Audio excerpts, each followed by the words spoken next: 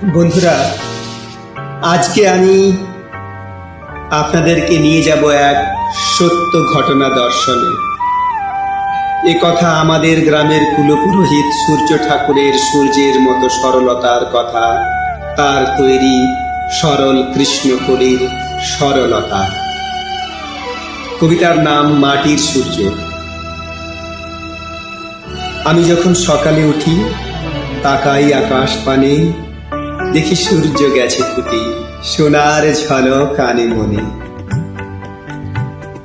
তাহার আলোর ডাকে কত গাছে কত ফুল ফোটে, ধেনু লয়ে কৃষ্ণকলি হাঁকে কত দূর্বা, তার পা ধুয়ে দেয় মাটি মাটি।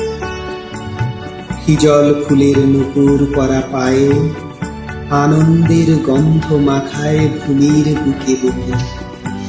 কত প্রজাপতি আপন বসে তার গায়ে, লাল আকাশের কোলে মেঘেদের মন উকি দিয়ে দেখে ঝুঁকে।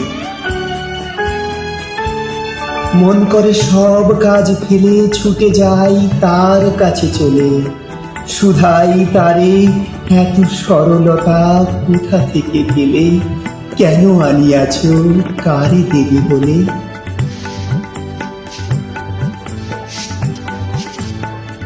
যখন আমি লক্ষ্মীবারের স্কুলের থেকে ফিরি, 3:30 বাজে। সূর্য ঠাকুর ফেরে পুজো সেরে, কৃষ্ণকলি তার পূজার ঘটি হাতে যাচ্ছে রাস্তা। সোনার কিরণ ঝরে তার পূজার সাজে। বড়মার ঘরে যখন পুজো চলে, সূর্য ঠাকুরের চড়ানো মন্ত্র আমার কানে বাজে। পরক্ষণে পুজো শেষে লক্ষ্মী প্রণাম কালে, সূর্য ঠাকুর তার ঝুলির পয়সা তুলে মোর হাতে দিয়ে লক্ষ্মী প্রণাম করতে। দেখি প্রাণ মোর আনন্দ জোয়ারে ভাসে, আমি অকাতরে মরি লাজে। কৃষ্ণকলি জল ভরা পূজা ঘট হাতে সর্বপেরি, কি সরলতায় আনন্দ ছড়ায় সকল কাজে।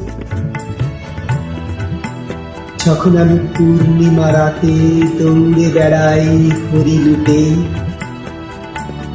দেখি সূর্য ঠাকুর তার ঝুলির বাতাসা সব দিয়েছে তাদের হাতে, লুটের বাতাসা যাদের হাতে গেছে ছুটে।